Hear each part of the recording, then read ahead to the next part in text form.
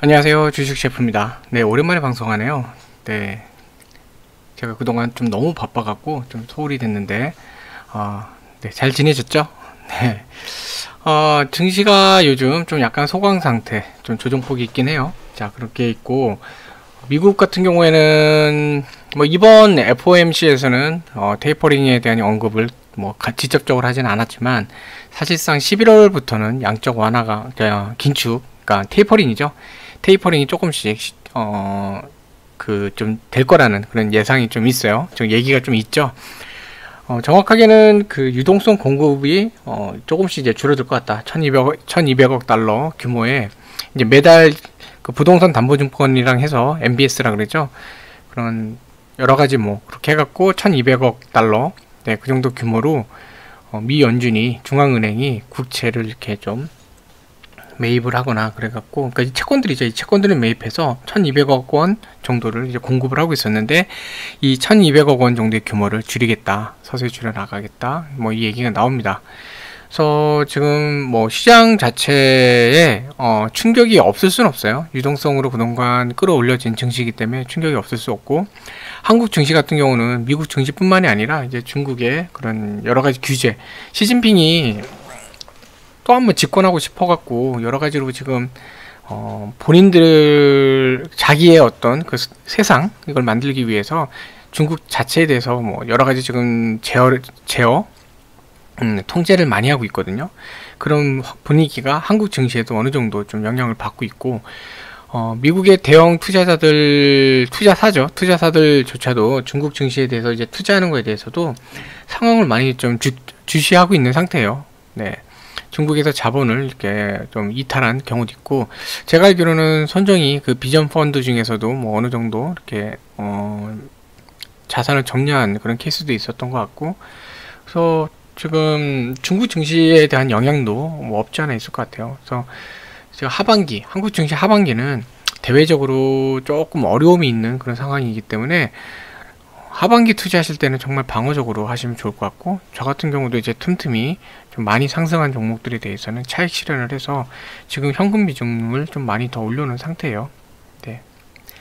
그래서 하반기 가실 때는 조금 더 현금을 많이 유지하시는 전략으로 좀 가시면 좋을 것 같고, 내가 현금을 유지를 하고 있으면 돈을 어떻게 버나 이런 거를 하시면 안 돼요. 크게, 그러니까 항상 제가 이제 안타까운 부분이 그건데, 나무만 보시면 안 되고 큰 숲을 보셔야 됩니다. 숲을.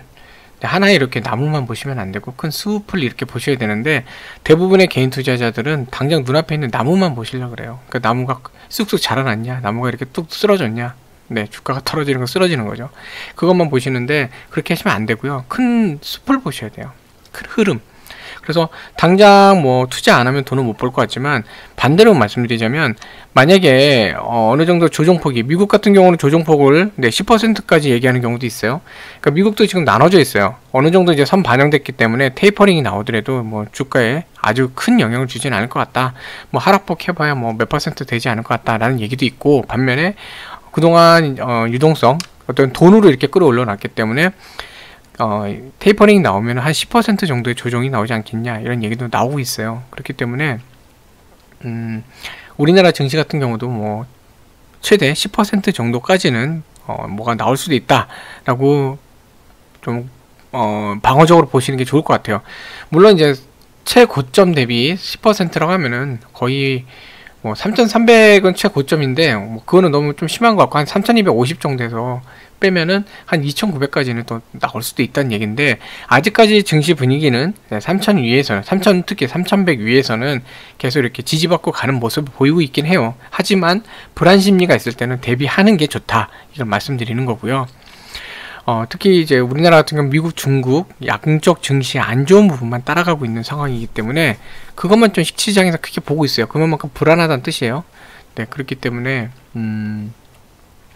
연말로 갈 때는 좀 현금 비중을 좀 많이 하시고, 그 현금이 만약에 조정폭이 나오면 저가 매수의 기회를 활용할 수 있어요. 그럼 여기서 만약에 사갖고 만약에 떨어지면은 마이너스가 되잖아요. 마음을 졸이고 있다가 이거 언제 회복해 하다가, 보통 이렇게 마이너스가 많이 나오면은 회복할 때쯤, 그러니까 매수했던 금액 부분에서 그냥 팔아요. 그러면은 수익도 얼마 안 되고 마음고생은 심하고, 네, 이런 상황이 되거든요. 근데 조금만 참고 있고 그래갖고 많이 내려온 상태에서 여기서 매수하면 올라가면 그냥 수익이잖아요. 네.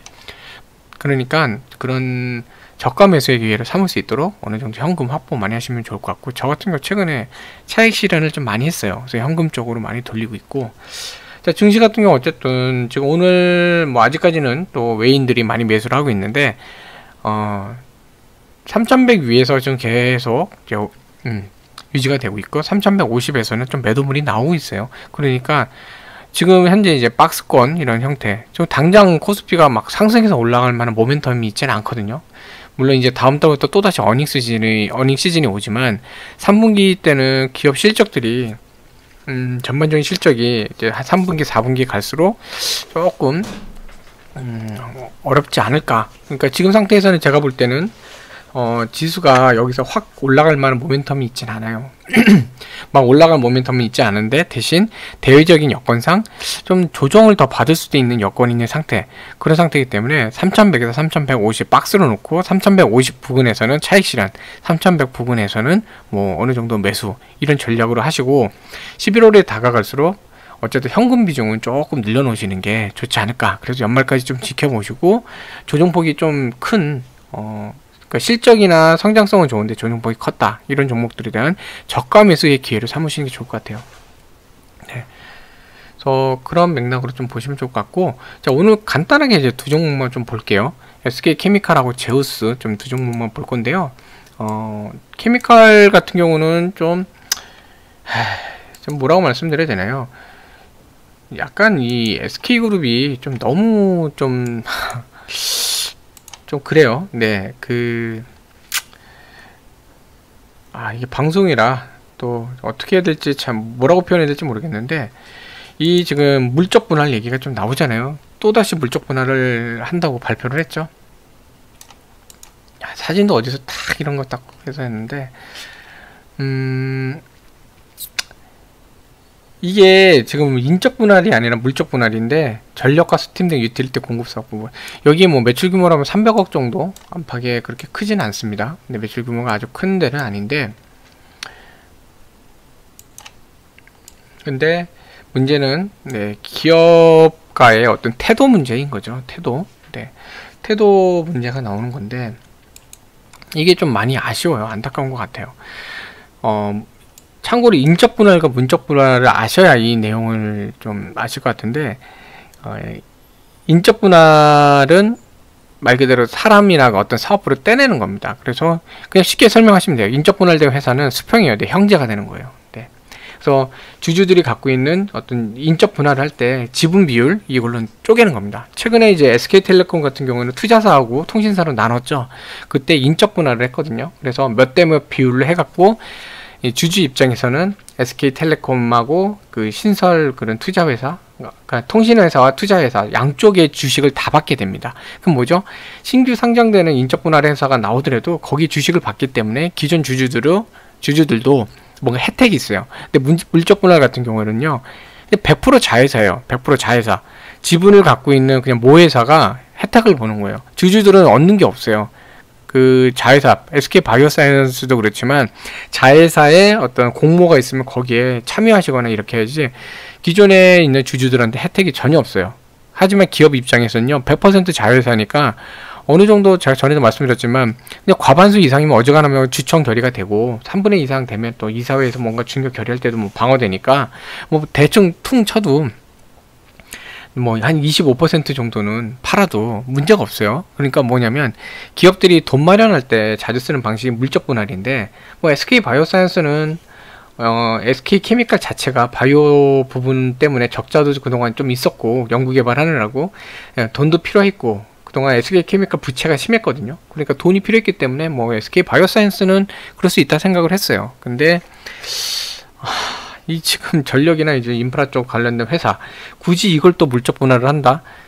규모도 크지도 않아요. 근데 이걸 한다는 거는요, 또다시 이걸 통해서 돈 마련하겠다는 겁니다. 네, 돈을 마련하겠다는 거고, 이거는 주주들한테 어떤 그 가치를 주지 않고 그냥 SK그룹 자체에 혼자서만 이익을 보겠다는 거예요. 최태원 회장이 이런 거 되게 좋아하거든요. 근데 최창원도 이제 뭐 사촌이다 보니까 좀 그걸 배운 건지 좀 안타깝습니다. 네. 물적 분할을 인적도 아니고 물적 분할했다. 이거는 주주들보다는 회사 자체를 생각하는 걸로 하는 거고, 더군다나 제일 안타까운 거는 이 싱가폴계 저 헤지펀드사가 주주들의 어떤 그 권리를 보장해라 이런 뉘앙스로 해갖고 발표를 하면서 주가가 많이 올라갔어요. 그때 제가 한 32만원 정도 이상은 올라가면 좋겠다 했는데 많이 올라갔어요. 자리 잡고 참 분위기 좋았죠. 하자마자 바로 물적 분할을 발표했습니다. 네, 이건 뭐냐면 주식이 올라가는 거, 주가가 올라가는 거 그냥 초치겠다는 거예요. 네. 물적 분할 발표를 하더라도 급상승을 했으면 여기서 며칠 다지고 이 다진 모습이 나온 다음에 물적 분할 발표를 하면 이런 장대 음봉이 발생하지 않아요. 이런 형태의 음봉, 약간 이런 형태의 음봉이 생겼겠죠. 떨어지더라도. 근데 이거는 바로 발표했습니다. 올라가자마자 바로 발표했어. 마치 싸우자는 듯이. 니네 맘대로 해봐. 우리는 이렇게 떨굴 수 있어. 그러더니 이때 이제 싱가포르계 헤지펀드사가 주주들 권리를 높이겠다 해서 이 자리에서 이렇게 올렸더니 이거보다 훨씬 더 떨고 놨어요. 네. 자, 근데 보면은, 자, 공매도 상황을 보면은 그 발표나 이런 거 나오기 직전에 공매도가 이렇게 늘어납니다. 그리고 당일날도 많이 늘어났어요. 당일날은 발표 났으니까 늘어났겠죠. 떨어질 거로 당연히 보이니까.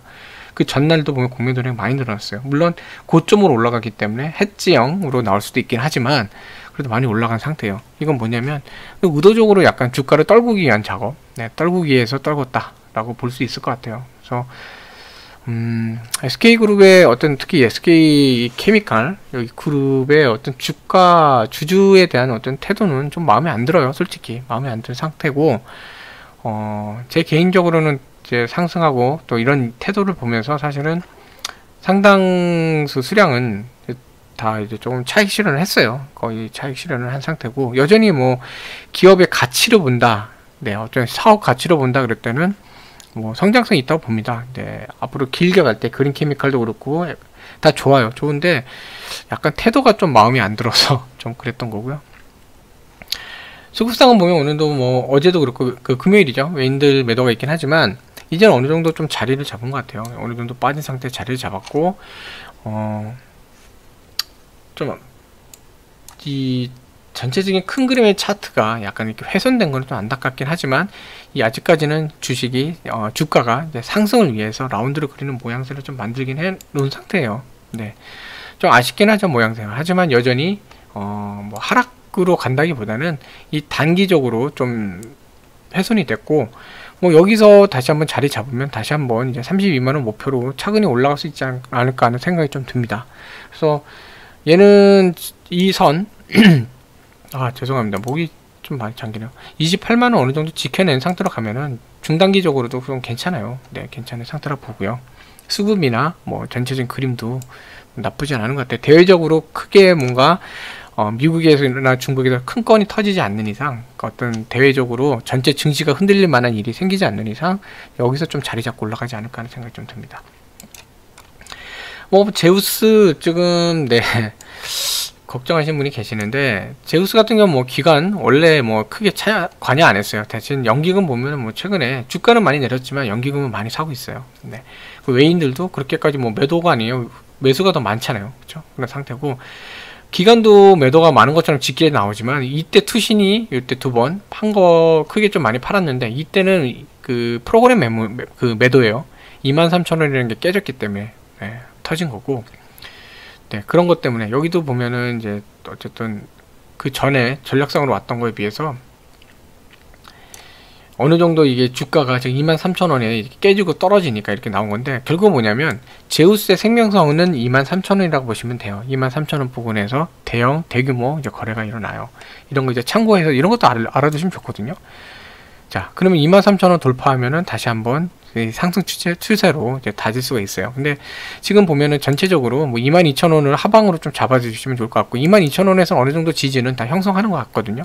그동안 모습을 볼 때. 자, 이렇게 형성을 해 나가는 것 같으니까, 자, 22,000원을 최종 지지선으로 잡고, 여기서 이제 어느 정도 주가가 자리 잡고 간다. 그러면 1점 목표는 23,000원을 돌파해서 지지를 받아야 돼요.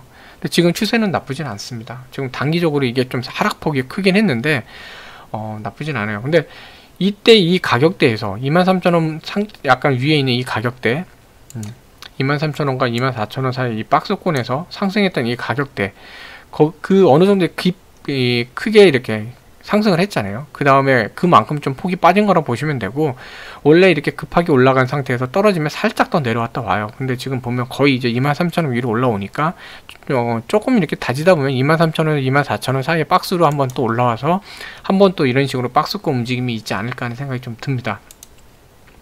제우스 같은 경우는 사실 내년 초까지 좀 바라보셔야 돼요. 바라보시고 가시는 게 좋고, 네. 지금은 어느 정도 조정기라고 보시면 되고, 큰 그림에서는 아직은 반등세가 크게 나오고 있진 않아요. 하지만 하락세에 대해서도 이제 진정이 된 분위기이기 때문에 지금 바닥권이라고 좀 보셔도 좋지 않을까, 바닥 다지게 한다고 보시면 좋지 않을까 생각이 들고요.